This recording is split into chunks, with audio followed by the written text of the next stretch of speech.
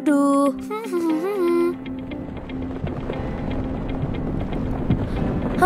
Tolong! Tolong! Sahabat tangguh, semua pastinya sering mendengar bencana tanah longsor ya. Jika terjadi tanah longsor, dampaknya berbahaya loh.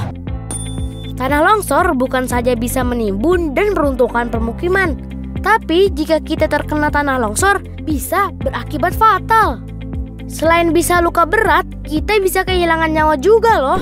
Nah, makanya supaya kita terhindar dari bencana tanah longsor, mending sejak dini kita waspada ya. Salah satu caranya yaitu dengan mengenali seperti apa sih gejala tanah longsor. Berikut ini rangkumannya. Secara umum, tanah longsor merupakan salah satu bencana alam yang sering terjadi di kawasan Indonesia. Bencana ini biasanya sering terjadi di daerah pegunungan, bukit, lereng yang curam, maupun tebing. Tapi tak jarang juga tanah longsor terjadi di lahan pertanian dan perkebunan yang posisinya terletak di tanah miring. Sahabat tangguh, apa sih pemicu terjadinya longsor? Berikut beberapa kondisi wilayah dan peristiwa yang rentan terjadi tanah longsor. Pertama, tingginya curah hujan. Kedua, erosi tanah. Ketiga, lereng tebing yang terjal. Keempat, terjadinya getaran atau bisa kita kenal gempa, baik skala kecil maupun besar. Kelima, hutan gundul. Keenam, ada lahan pertanian di lereng. Nah, sekarang yuk kita kenali tanda-tanda akan terjadinya tanah longsor. Sehabis hujan, tampak ada retakan pada lereng, kerikil berjatuhan, tebing terlihat kurang kokoh atau rapuh, genangan air saat musim hujan akan lenyap tiba-tiba saat akan terjadi longsor. Tiba-tiba timbul mata air baru. Pintu maupun jendela sukar terbuka. Pepohonan tampak miring, lingkungan sekitar rumah mendadak ambles. Sahabat tangguh, hal apa saja sih yang harus kita lakukan agar terhindar dari dampak bahaya tanah longsor? Simak tipsnya ya sahabat. Hindari membangun rumah di bawah atau dekat tebing. Buatlah sengkedan atau terasiring di lereng terjal kalau membangun pemukiman di daerah tersebut.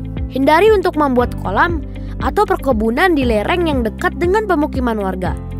Bila terlihat ada retakan, segera tutup dengan tanah yang dipadatkan agar air hujan tidak bisa menerobos celah-celah tanah. Penebangan pohon di sekitar lereng sebaiknya tidak dilakukan. Pemukiman yang didirikan di tepian sungai rentan terkena erosi. Membuat saluran pembuangan air yang otomatis bisa menjadi saluran penampungan air tanah. Menanam jenis tanaman keras dan ringan yang memiliki akar dalam lalu ditanam di wilayah curam. Sahabat tangguh, berikut tips yang berguna saat menghadapi bencana tanah longsor.